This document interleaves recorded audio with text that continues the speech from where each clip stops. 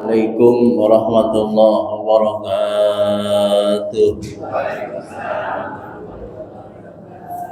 Alhamdulillahilladzi bi ni'matihi tatimmus shalihat. Asyhadu an la ilaha illallah asyhadu anna sayyidana wa nabiyyana Muhammadan abduhu wa rasuluhu la nabiyya ba'dah. Allahumma sholli wa sallim wa barik ala sayyidina Muhammadin wa ala alihi wa ashabihi wa mawala wa la hawla wa la quwwata illa billah. Amma ba'du. Ya, sama-sama kita hormati dan muliakan Ketua PCM Harapan Jaya serta para pengurusnya. Saya hormati yang menjadi wasilah hadirnya saya kemari, Bapak Haji Kumpul, para jamaah, Bapak Ibu yang dirahmati Allah Subhanahu wa Ta'ala. Kajian kita meneruskan pada tema bulan yang lalu tentang bahwa Al-Quran itu tidak ada keraguan dan menjadi hidayah bagi orang-orang bertakwa.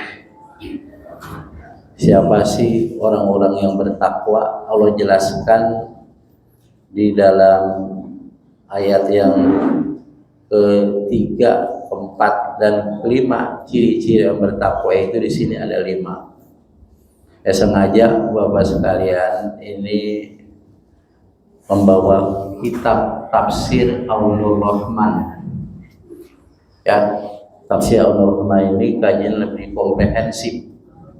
Ada beberapa tafsir yang saya punya. Tafsir Al-Wasit Syekh Jawahir Tontowi, itu ulama Mesir. Tafsir Ibnu Asyur At-Tanwir wa Tahrir. Ada tafsir Al-Jami di Ayatil Ahkam Imam Qurtubi. Tafsir Sofatul Tafasir, kemudian Ibnu Katsir, dan masih banyak yang lainnya ya. Nah, ini tafsir Aunur Rahman. Kajian agak modern. Karena memang saya baca ini kajiannya cukup luas ya. Kitabnya jilidnya ada 25 jilid. Jadi memang kajiannya memang luar biasa ini kitab tafsir Aunur Rahman ya. Saudara-saudara sekalian berbahagia. Nah, kemudian Bapak sekalian, ini ciri-ciri orang bertakwa Allah jelaskan dalam ayat berikutnya, ditafsirkan pada ayat berikutnya. Ini namanya tafsir bil maksur.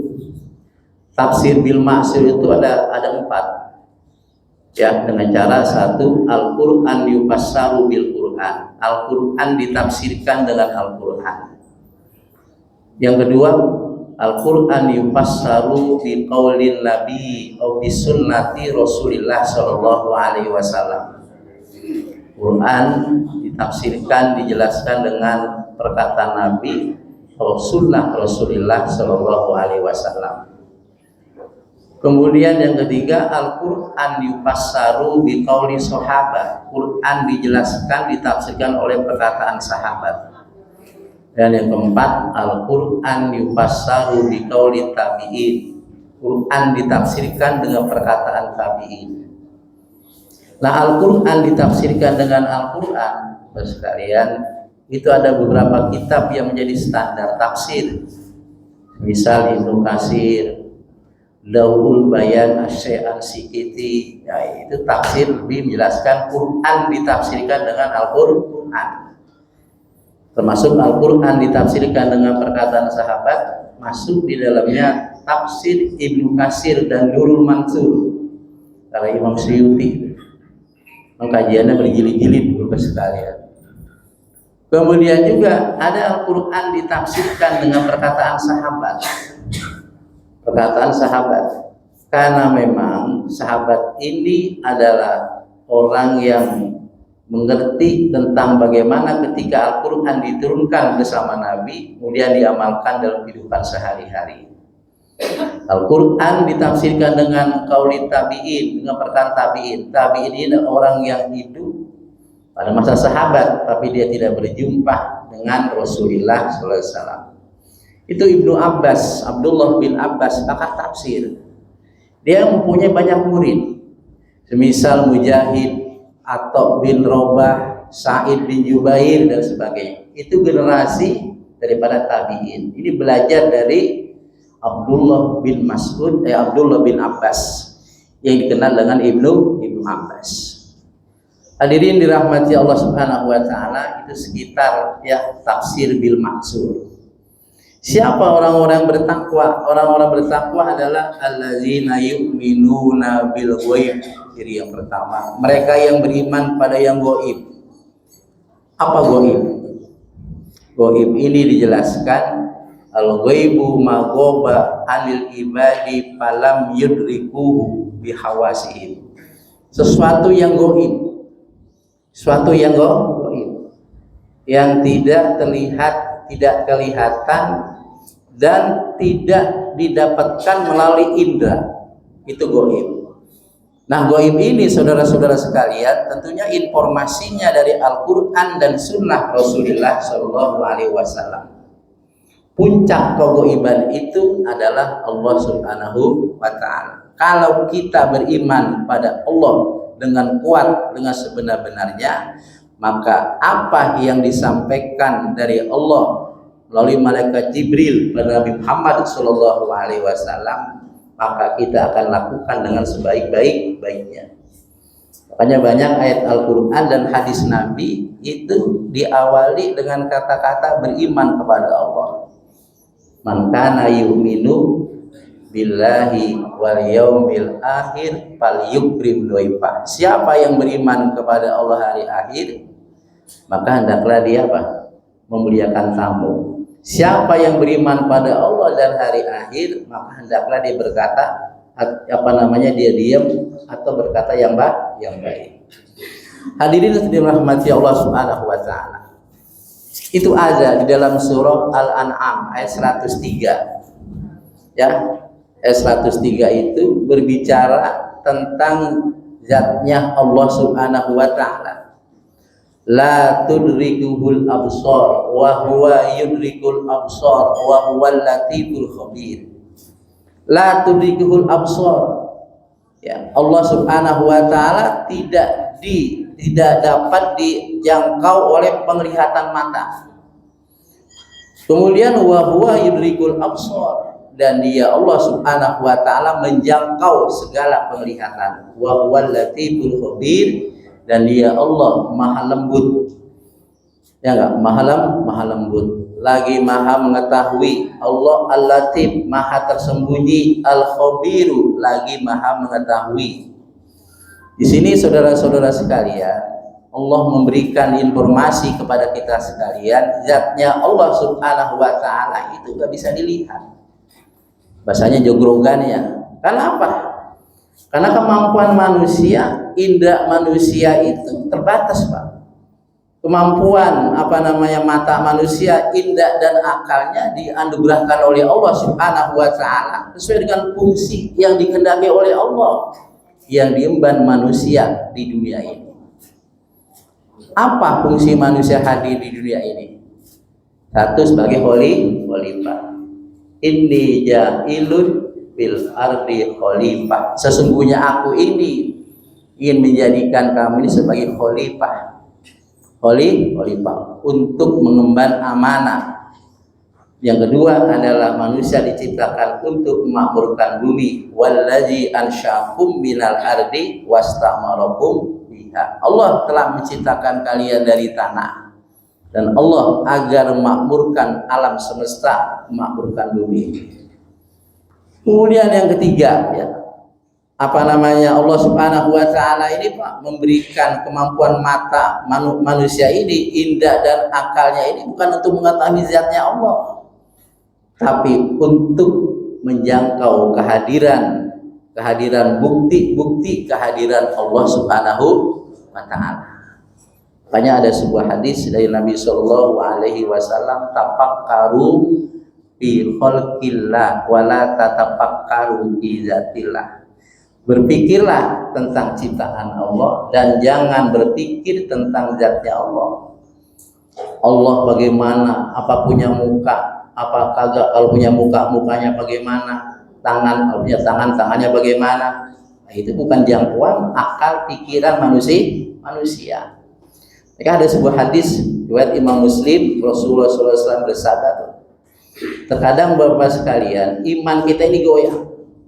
Dari keadaan kondisi kita menyendiri, Allah itu ada. Siapa yang menciptakan Allah?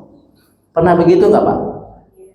Oh, Allah ada, begitu langsung ada tanpa dia menciptakan. Siapa yang menciptakan Allah? Man khalaqah, siapa yang menciptakan Allah? Kalau sudah dalam kondisi titik nadir seperti ini, maka entahlah hentikan, waliyasta'iz billah, hendaklah dia berlindung kepada Allah Subhanahu wa ta'ala. Jangan sampai nanti pagi-pagi udah murtad kita, malam murtad, sore murtad. Saudara-saudara sekalian dirahmati Allah, dan ini pernah kejadian Pak. Nah, ini saya bahas tentang keghaiban Allah pada ayat yu'minuna bil ghaib. Puncak keghaiban itu adalah Allah. Jika Nabi Musa alaihissalam minta kepada Allah Subhanahu wa ta'ala, ingin diapain? Minta agar Allah itu ditampakkan. Allah ditampakkan. Kemudian Allah jawab, itu dalam surah apa? Dalam surat yang ke-7 S143. Walamma ja'a Musa limiqatina wa kallama rabbuhu qala rabbi arini anzur ilaik qala lan tarani walakin anzur ilal jabal fa in istaqarra makanahu fasawfa tarani. Falamma tajal rabbul jabali dakka kharra Musa sa'iqa. Tatkala Musa datang ke Bukit Tursina dan dia minta kepada Allah agar Allah sesungguhnya ditampakkan. Allah menjawab, "Qala lan tarani, sekali-kali kau tidak akan bisa melihat saya." Tapi tatkala kebesaran Allah, kekuasaan Allah, pancaran saya Allah itu hadir di sebuah gunung itu hancur dan Musa itu pingsan. Nah, ini saudara-saudara sekalian kaitan dengan ayat la tudrikuhul absar wa huwa yudrikul absar wa huwa latiful khabir. Saudara-saudara sekalian berbahagia, bukankah di alam kehidupan ini Pak, kita saksikan saat ini, kita akui wujudnya nih, tapi tidak terjangkau oleh indera panca indera manusia. Betul nggak Pak? Sampai saat ini namanya atom itu bagaimana Pak? Atom kan belum ada orang. Atom itu apa sih? Bagaimana bentuknya? Kecilnya seapa? Tapi atom itu ada nggak? Ada. Jiwa itu ada nggak? Ada. Ruh itu ada nggak? Ada, kita rasakan. Tapi wujudnya bagaimana? Jadi sesuatu yang kita rasakan, Bapak sekalian, ya nggak mesti bahwa wujudnya itu ada. Bapak merasakan angin. Apakah bisa melihat angin? Setrum, apakah bisa melihat setrum? Tapi itu bisa terasakan. Sebutir pasir, ya enggak, satu butir pasir dibuang di gelapan malam dan tidak kelihatan, bukan berarti pasir itu tidak ada, tapi sangat kecilnya. Bapak sekalian, ibu-ibu menatap matahari, di tengah matahari sedang puncak-puncaknya, bisa enggak Bapak melihat matahari, menatap matahari 3 menit, 5 menit, 4 menit, sanggup nggak? Itu baru ciptaan Allah. Apalagi Allah sesungguhnya yang maha besar, yang tidak terjangkau oleh indera manusia. La tudrikuhul absar wa huwa yudrikul absar wa huwa latiful khabir. Makanya saudara-saudara sekalian, itu banyak ayat-ayat yang memerintahkan kepada kita sekalian tentang tafakur kebesaran Allah Subhanahu. Sanurihim ayatina fil afaqi wa bi anfusihim hatta yatabayyana lahum annahul haqqu min rabbihim. Kami perlihatkan tanda-tanda kebesaran kami pada diri manusia, diupuk di alam semesta dan pada diri manusia, sehingga memang Al-Quran itu benar-benar datang dari Allah Subhanahu Ta'ala. Makanya Bapak sekalian, kalau kita mengkaji tentang pengetahuan, ada namanya ontologi, ada kosmologi, ada teologi, ada alam makro, ada alam mikro, betul nggak? Itu alam-alam tadi, ilmu-ilmu pengetahuan tadi, Bapak sekalian menintahkan kepada kita sekalian agar kita berpikir tentang ciptaan Allah Subhanahu wa Ta'ala. Kemarin sudah kita bahas bersama-sama, Quran tidak ada keraguan. Allah desain sedemikian rupa, Quran tidak ada keraguan, bersumber dari Allah Subhanahu wa Ta'ala. Orang-orang yang pengaruhi pendidikan Nabi Muhammad, Allah wafatkan. Nabi Muhammad ummi, nggak bisa baca, nggak bisa nulis. Jadi Allah langsung mendidiknya agar kebenaran Al-Quran itu benar-benar murni dan tidak ada intervensi dari seorang pun. Betul nggak Pak? Nah, makanya kalau pengen akidah kita mantap, akidah kita hebat, yaitu kaji Al-Quran, dan ini merupakan warisan Nabi. Betul nggak Pak? Laqad mannallahu 'alal mu'minina id ba'asa fihim rasulam min anfusihim yatslu 'alaihim ayatihi wa yuzakkihim wa yu'allimuhumul kitaba wal hikmah wa in kanu min qablu lafi dhalalin mubin. Surat apa itu? Surat apa? Surat Al-Qur'an. Surat Al-Qur'an. Surat Ali Imran ayat 164. Sungguh kami telah menganugerahkan kepada Muhammad SAW, kepada orang-orang beriman, ketika Allah mengutus seorang Rasul di kalangan mereka, yatslu alaihim, yang membacakan ayat-ayat Allah kepada mereka. Turun wahyu, Rasul sampaikan kepada para sahabat, ditulis di pelepah korma, di batu-batu. Yatslu alaihim wa yuzakkihim. Nabi Muhammad fungsi kedua adalah mentazkiyah manusia, ya agar manusia bertakwa. Nabi memberikan contoh uswah hasanah, cara ibadah begini, hablum minallah begini, hablum minannas begini, sudah Nabi contohkan. Betul nggak? Halo. Jadi kalau kita kaji Quran dan sunnah Nabi itu luar biasa. Mungkin di sini bukan tempatnya Pak, dibatasi tadi 30 menit, singkat 30 menit. Mana bawa kitabnya, mutola'ahnya semalam habis propos apa tuh, habis 6 batang. Ya apa-apa Pak, betul nggak? Wizakihim, semua Nabi SAW memberikan contoh. Nih, memberikan contoh kepada tentang hablum minannas, hablum minal alam, ada semuanya Pak. Makanya akhlak Nabi luar biasa. Wa innaka la'ala khuluqin azim. Sesungguhnya engkau Muhammad sungguh punya budi pekerti yang agung. Yang memujinya adalah Allah. Ayat ini bukan untuk Nabi Adam, Nabi Musa, Nabi Nuh, Nabi Ibrahim, dan Nabi-Nabi lain. Kalau nabi-nabi yang lain Allah panggil dengan namanya, ya Musa, ya Nuh, ya Isa. Tapi Nabi Muhammad, ya ayyuhar rasul balligh ma unzila ilaika.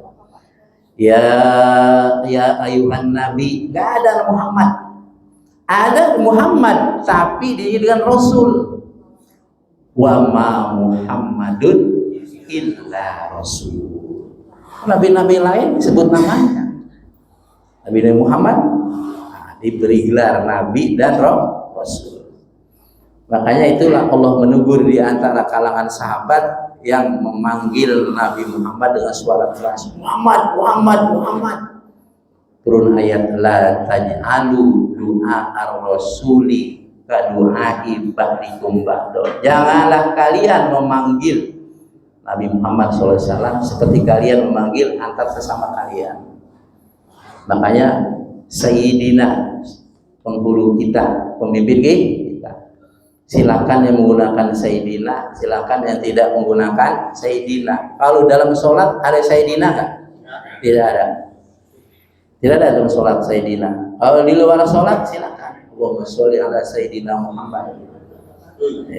Wizakihim wa yu'allimul kitabah, dan Nabi Muhammad mengajarkan Al-Quran dan sunnah, hikmah. Wa yu'allimul kitabah, hikmah itu sunnah. Maka kita sebagai umatnya adalah meneruskan apa yang dibawa oleh Nabi kita Muhammad, Quran dan Sunnah. Kita kaji, kita pelajari dengan sedemikian rupa. Saudara-saudara sekalian berbahagia, yu'minuna bil ghaib. Puncak kegaiban yang paling puncak adalah kita beriman kepada Allah Subhanahu wa Ta'ala. Nah, itu ketika Zilib al-Yamani pernah bertanya kepada Sayyidina Ali, "Ya Ali," kata Zilib al-Yamani, "apakah engkau melihat Tuhanmu yang maha besar, yang maha agung?" Sayyidina Ali menjawab, "Kaifa a'budu ma la ara?" Bagaimana aku menyembah apa yang tidak aku lihat? Zilib al-Yamani menjawab lagi, "Kaifa tara?" Bagaimana engkau melihat Allah? Sayyidina Ali menjawab bahwa Allah Subhanahu wa Ta'ala itu la tarahul uyun bi musyahadatil iyad walakin tudrikuhul qulub bi aqwal iman. Allah tidak bisa dilihat dengan kasat mata, tapi Allah bisa dilihat dengan hakikat iman yang ada pada diri kita, dengan melihat kebesaran ciptaan Allah Subhanahu wa Ta'ala. Makanya Pak, ayat berikutnya tadi itu kan Al-An'am 103. Ada berikutnya itu 104. Faqad ja'akum basairu mir rabbikum faman absara falinafsihi wa man amiya fa 'alaiha wa ma ana 'alaikum bihafiz. Qad ja'akum basair, sungguh datang kepada kaum bukti-bukti kebesaran Allah, mir rabbikum, dari Allah. Faman absara, siapa yang melihat kebesaran Allah, ciptaan Allah, fali nafsihi, itu manfaatnya buat dirinya. Wa man ami 'alaiha, tapi siapa yang buta, enggak mau melihat tentang ciptaan kebesaran Allah, maka itu kembali keburukan buat dirinya. Wa ma ana 'alaikum bihafiz, saya ini kata Nabi Muhammad, ya, informasi dari Allah, atas kamu itu tidak menjaga, dan saya atas kamu itu tidak memelihara, tidak menjaga. Maksudnya aku Muhammad sekedar hanya menyampaikan, tidak memaksakan kamu agar beriman, tidak memaksakan kamu agar bertakwa. Urusan itu dikembalikan kepada Allah Subhanahu wa Ta'ala. Saudara-saudara sekalian berbahagia, dulu 5 menit, 12 menit. Kemudian ya tadi itu, iman itu adalah apa? Gaib itu adalah sesuatu yang tidak bisa didapat dengan panca indera. Wal makna allazi yusaddiquna wa yuqirruna bima akhbarallahu bihi fi kitabihi. Kayaknya kalau saya tidak bacakan teks kitabnya kurang ini ya, kurang orisinil. Mesti dibaca teks kitabnya nih. Jadi maknanya adalah mereka membenarkan, mereka mengakui tentang apa yang Allah Subhanahu wa Ta'ala beritakan di dalam kitab Allah Subhanahu wa ala lisani Rasulillah sallallahu alaihi wasallam, dan atas lisan Nabi kita Muhammad sallallahu alaihi wasallam, min umuril ghaibi, dari perkara-perkara gaib, ka arkanil imani sittah, seperti rukun iman yang 6. Ini hal yang gaib, iman yang 6. Wa ya imanu billah, iman kepada Allah, malaikatihi, beriman pada malaikat-malaikatnya. Malaikat itu jumlahnya tidak terhingga. Wa ma ya'lamu junuda rabbika illa, tidak ada yang mengetahui jumlah tentara Allah kecuali hanya Allah. Enggak ada yang tahu, ciptakan dari nur, dari cahaya. Kemudian wa kutubihi, beriman kepada kitab-kitabnya. Ini pun gaib, Pak. Sama kitab-kitab yang terdahulu. Pernah Bapak memegang? Pernah Bapak menyentuh? Melihat? Pernah enggak? Berarti gaib nih buat kita. Dan itu tidak kita bisa pegang, tidak bisa kita lihat. Itu menjadi gaib. Gaib ada 2, ada gaib mutlak, ada gaib nisbi. Gaib mutlak, gaib yang sama sekali tidak bisa dilihat. Melihat Allah, melihat malaikat-malaikatnya. Nanti kita bisa melihat Allah di mana? Di surga. Tidak ahlus sunnah wal jamaah bisa melihat Allah. Wujuhu yawma idzin nadhira ila rabbika nadhira. Wajah-wajah ashabul jannah. nanti di surga berseri-seri karena melihat Allah Subhanahu wa taala. Itu ya.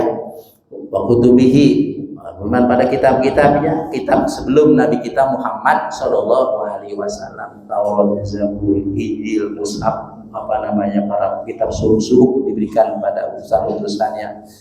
Wal yaumil akhiri, beriman pada hari akhir. Kemudian wal iman bil qadri khairihi wa syarrihi, beriman dengan takdir Allah, baik takdir itu baik maupun takdir itu buruk. Dan hakikatnya semua apa yang Allah berikan pada kita sekalian baik semuanya, Pak. Cuma cara kita mensikapinya. Betul. Dikasih susah baik apa buruk?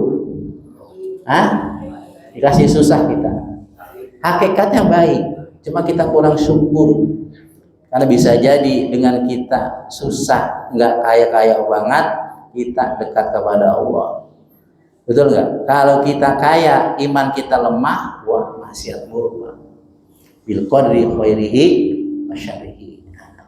Kasih penyakit, ya, takdir Allah baik sebetulnya. Karena dengan penyakit itulah seorang akan semakin dekat kepada Allah.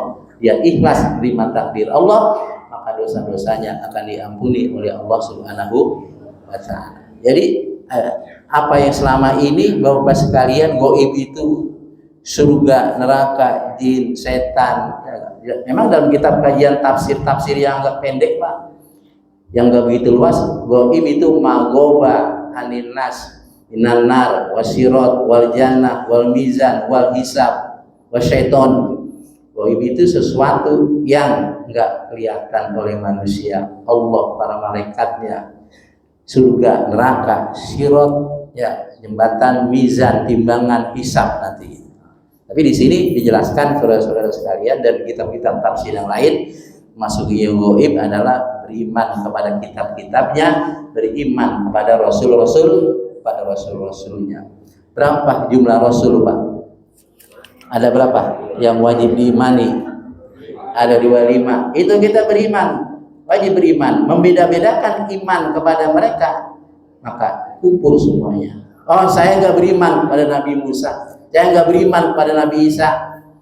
Sudah kumpul semuanya kita. Karena apa? Karena semua rasul dari mulai katakan Nabi Adam, Nabi Nuh, ya. Karena memang para ulama mengatakan Adam itu belum termasuk rasul. Karena jumlah manusia masih sangat sedikit. Ya, satu di antara mereka itu Bapak sekalian membawa informasi yang satu, ya, mengikrarkan dengan kalimat la ilaha wa ma arsalna min qablika min rasulin illa nuhi ilaihi annahu la ilaha illa ana fa'budu. Surat apa itu? Al-Anbiya, ya, Al-Furqan. Saudara-saudara sekalian berbahagia. Wa kadzalika al-imanu bi kulli ma akhbarallahu bihi wa rasuluhu min umuril ghaibi sabiqa wal lahiqa. Seperti ini juga beriman terhadap apa yang Allah beritahukan, ya enggak, dengannya dan rasul-rasulnya, daripada perkara-perkara yang gaib di masa lalu dan perkara gaib yang akan datang. Kabaril umamis sabiqati, seperti kabar-kabar umat-umat terdahulu, itu wajib kita beriman. Kita melihat nggak umat-umat terdahulu? Nggak melihat. Bagaimana umat Nabi Nuh? Kita nggak melihat. Umat Nabi Ibrahim, Nabi Musa, tidak melihat. Tapi itu namanya gaib. Tetap kita beriman terhadap informasi yang disampaikan oleh Nabi kita Muhammad sallallahu alaihi wasallam. Wa alamati sa'awal jannah wan nar. Begitu juga beriman pada tanda-tanda neraka, tanda-tanda kiamat. Kemudian beriman pada surga, neraka, wa ghairi zalika, dan pada selain itu. Saudara-saudara sekalian berbahagia, ini ada hadis tentang beriman kepada malaikat. Hadis ini diriwayatkan oleh Imam Bukhari dan Muslim dan Imam Nasai dari sahabat Abi Hurairah. Qala Rasulullah sallallahu alaihi wasallam, Rasul bersabda, inna lillahi malaikatan, sesungguhnya Allah punya malaikat-malaikat, yatubuna fituruk, yang mereka berkeliling di jalan-jalan, yaltamisuna ahla zikri, para malaikat mencari ahli zikir. Di kita Setiap majelis taklim pasti majelis zikir, belum tentu majelis kita. Tapi malaikat mencari ini orang-orang yang pada berzikir. Wa idza wajadu qauman yadhkuruna Allah, apabila mereka mendapatkan suatu kaum di jamaah PCM yadhkuruna Allah, dia berzikir kepada Allah Subhanahu wa ta'ala, tanadau, itu malaikat yang nemuin, dia bersuruh pada malaikat yang masih nyari-nyari, halumil hajatikum. Kalau bahasa Betawinya woi, tau woi, bahasa Betawi itu Pak, woi kemari tuh, bahasa Betawi. Orang selain Betawi paham apa enggak? Kemari payahubunahum biyajnati minas samai dunia. Lalu malaikat tadi yang nemuin kita di sini mengepakkan, dia menaungi dengan sayap-sayapnya ila samai dunia, yang terdekat dengan dunia. Namanya kita di atas kita sama dunia. Cuma kita nggak dikasih lihat, nggak dikasih tahu bagaimana malaikat menaungi kita ini Pak. Kalau dikasih tahu penuh ini Pak. Penuh ini. Ini hadis Bukhari Muslim Pak. Ya, hadis Bukhari Muslim. Payas haluhum rabbuhum wa alaminum. Lalu Allah bertanya kepada para malaikat-malaikatnya. Padahal Allah tahu kan tentang kondisi apa yang dilakukan oleh orang yang sedang berzikir, oleh orang yang sedang belajar, sedang taklim. Ma yaqulu ibadi, apa yang dikatakan oleh hamba-hambaku? Qalu, mereka berkata, yaquluna yusabbihunaka yukabirunaka, mereka berkata, ini para hamba-hamba Allah bertasbih kepadamu, membesarkanmu, wa yahmadunaka, mereka memujimu, wa yumajjidunaka, mereka mengagungkanmu. Kemudian fayaqulu, Allah berfirman, hal ra'auni, apakah mereka melihatku? Fayaquluna, lalu para malaikat menjawab, la wallahi ma ra'auka, tidak, mereka itu yang hadir di majlis ini enggak melihat Allah, tidak melihat Allah. Fayaqulu wa kaifa la ra'auni, maka Allah berfirman, bagaimana andai kata mereka melihat Allah? Yaquluna, para malaikat menjawab, law ra'auka kanu asyadalaka ibadah wasyadalaka tamjidan wa tahmidan ajalika tasbihan. Jikalau mereka ini jamaah melihat Allah Subhanahu wa ta'ala, tunggu lebih dahsyat ibadahnya kepada Allah, sungguh lebih dahsyat pengagungannya kepada Allah. Kita enggak melihat Allah aja, hanya iman yang terpati dalam kalbu kita semangat mendekatkan diri kepada Allah. Betul? Ya, kata kalau enggak beriman kepada Allah hari akhirat nih Pak, malas datang kemari. Betul nggak? Karena Allah menyaksikan kita, Allah melihat kita. Nah, di sini adalah keimanan kita kepada malaikatnya Allah Subhanahu. Semangat zikir beramai-ramai, semangat thalabul ilmi beramai-ramai. Betul nggak? Yang disaksikan oleh malaikatnya Allah Subhanahu wa ta'ala. Dalam riwayat yang lain, malaikat itu beristighfar, mintakan ampun. Ya Allah, bulan yang hadir di majlis ilmu ini, ampuni dosa-dosanya, kesalahannya. Bu, banyak dosa kita Bu. Ibu, dosanya banyak banget. Dosa mulut, dosa apa lagi? Dosa ini di pagi hari belanja, melengos. Itu si Mariati ngapa melengos sama gua ya? Ya, baru pagi-pagi bikin dosa. Padahal kan belum tentu begitu, udah suudzon, udah bikin doa, senyum. Nabi SAW bersabda, ya enggak, sebanyak apapun harta yang kalian miliki, kalau kamu berjumpa masih sedekah, berjumpa orang masih sedekah, kamu kan bisa, tapi kamu bisa memberikan semua kepada orang dengan cara senyum, tabassumuka fi wajhi ahika sedekah. Senyum adalah sedekah. Tapi senyum ada lawannya. Kalau nggak ada lawanannya, hilang. Dirian senyum, di depan senyum, ada lawannya. Ustazah, assalamualaikum dan seterusnya.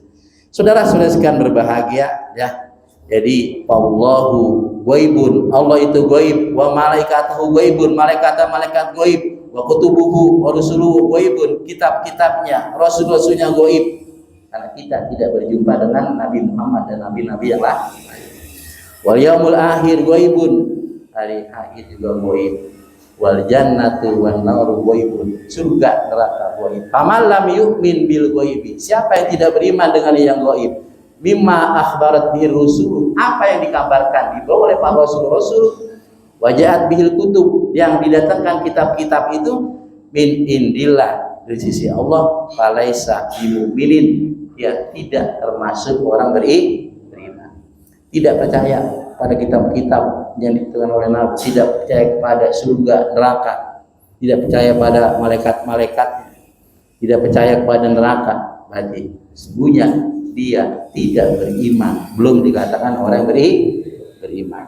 Saudara-saudara sekalian dirahmati Allah Subhanahu wa taala, nah itu sifat yang pertama, ciri yang pertama orang bertakwa, allazina yu'minuna bil ghaib, mereka yang beriman kepada yang gaib ya. Nah, puncak kegaiban itu adalah sama Allah. Kalau kita sudah beriman kepada Allah dengan iman yang kuat dan mantap, maka secara otomatis kita beriman kepada apa yang disampaikan, ya enggak, wahyu dari Allah, sampaikan Nabi Muhammad, sampaikan kepada umat Nabi Muhammad Sallallahu Alaihi Wasallam. Cukup. Udah 30 menit. Nah, jadi sudah 30 menit. Nah, jawab dulu. Apa terusin lagi? Terusin. Saya terserah sih. Kalau saya ibaratnya ini mayit tamu, mau diapain juga saya mau, disuruh pulang mau, diamplopin saya mau. Betul Pak? Adoipu kalau mayit, kamu itu seperti mayit. Disuruh 30 menit mau, 35 menit juga mau. Ada pertanyaan? Apa dilanjutin? Lanjut. Itu baru sifat orang bertakwa, beriman pada yang gaib. Wa yuqimuna shalah, dan mereka mendirikan salat. Hadhihi sifatus saniyah min sifatil muttaqin. Ini sifat yang kedua, merupakan sifat-sifat orang bertakwa. Setelah Allah menyebut keimanan dan pembenaran mereka pada yang gaib, kemudian Allah Subhanahu wa taala menjelaskan tentang apa iman itu mesti diaplikasikan dalam kehidupan sehari-hari. Di antaranya adalah apa? Salat. Apa itu iman? Qaulun wa i'tiqadun wa amalun, yaitu perkataan dan i'tiqad, keyakinan, dan amal saleh. Kalau ada orang mengatakan saya beriman kepada Allah, beriman pada malaikat-malaikatnya, tapi enggak sholat, beriman enggak? Tidak beriman, dia hanya baru pembenaran doang. Karena iman itu mesti diikrarkan dengan ucapan syahadat, kemudian diyakini, yang dimantapkan di hati dan dibuktikan dalam amal saleh. Wadaraballahu masalan kalimatan thayyibatan kasyajaratin thayyibatin asluha sabitu wa faruha fis sama tu'ti ukulaha kullahinin izni rabbiha wa yadribullahu amsalin nasi la'allahum yatadzakkarun. Surat Ibrahim, Allah membuat satu perumpamaan kalimat yang baik, ya seperti pohon yang baik, akarnya menancap ke tanah kuat, kemudian dahannya ke atas menghasilkan buah. Itu iman, kalimat la ilaha illallah. Kenapa di sini Allah mengungkapkan dengan sholat, diawali dengan sholat? Karena sholat itu Bapak sekalian ibadah yang paling besar. Allah mulai sholat, ibadah yang teragung itu sholat. Di sholatlah kesempurnaan pengagungan seseorang, di sholatlah kita merendahkan diri kepada Allah, kehuduan, ketadaruran kita kepada Allah, dengan sujud kita kepada Allah Subhanahu. Utslu ma uhiya ilaika minal kitabi wa aqimis sholat inna sholata tanha 'anil fahsya'i wal munkar wa la dzikrullahi akbar wallahu ya'lamu ma tasna'un. Surat apa itu? Al-Qur'an, surat ke-12 29 ayat 45. Wahai Muhammad, bacakanlah kepada mereka apa yang diturunkan kepadamu dan dirikanlah sholat, sebenarnya sholat mencegah perbuatan keji dan munkar. Wala dzikrullahi akbar, zikir kepada Allah ay as-sholat akbar, itu ibadah yang terbesar. Jadi dimulai dengan sholat, dimulai dengan sholat. Wa yuqimuna sholat. Sholat secara bahasa itu doa. Ada ayat Al-Quran, washolli alaihim inna sholataka sakanul lahum. Ini dalam konteks apa namanya, zakat min amwalihim sodakotan tutahhiruhum wa tuzakkihim biha washolli alaihim. Doa itu pakai ada doa ketika orang menyerahkan zakat, ada doa kepada orang yang memberikan zakat. Betul nggak Pak? Itu biasanya kalau panitia zakat kita ada doanya, tulis doa Pak sekalian. Sholat itu doa. Ada sebuah hadis nih tentang makna sholat itu doa. Al-baqiyah min biri abawai syai'un abiruhuma ba'da mautihima. Salah seorang sahabat nanya, ya Rasulullah, apakah ada masih sisa saya berbuat baik kepada kedua orang tua saya? Orang tua sudah meninggal. Dulu orang tua saya masih ada, saya nggak maksimal untuk berbakti kepada kedua orang tua. Orang tua udah meninggal, nyesel. Ya Allah, dulu saya teledor, nakal, bandel, dan sebagainya. Qala sallallahu alaihi wasallam, Rasul menjawab, as-sholatu alaihima. Ayo doain orang tuh. Robbik birli warhamli, Robbik birli wali walidaya warhamhuma kama robbayani shaghira. Wal istighfaru lahuma, mintakan ampun untuk kedua orang tua kita. Astagfirullahaladzim li wali walidaya walil mu'minina wal mu'minat. Saudara-saudara sekalian dirahmati Allah Subhanahu wa taala, itu tentang sholat. Bahwa sekalian dia dimaksud wa yuqimuna sholah ini apa sih? Wa yuqimuna sholata iqomatan tamatan, mendirikan sholat dengan mendirikan secara sempurna, bisyurutiha, dengan syarat-syarat sholat. Ada berapa syarat sholat? Syarat itu berada di luar, bukan di dalam. Kalau di dalam namanya rukun ya. Unsur-unsur sholat namanya rukun. Kalau syaratnya di luar, apa syarat sholat? Islam. Tamyiz berumur 7 tahun, dia berakal, masuk waktu sholat, menghadap kiblat, pakaiannya, tempatnya suci daripada najis, betul. Kemudian dia suci dari hadas besar atau hadas kecil. Itu diantara syarat-syarat sholat. Kalau itu tidak ada, menghadap kiblat, kalau tidak ada, maka sholatnya itu tidak sah. Itu bisyurutiha warkaniha, rukun-rukun sholat. Kau paham kan ya rukun-rukun sholat ya? Ada rukun qauli, ada rukun fi'li. Betul. Rukun fi'li apa? Rukun perbuatan. Ya, rukun perbuatan apa? Berdiri. Pertama itu rukun takbir, itu termasuk rukun qauli.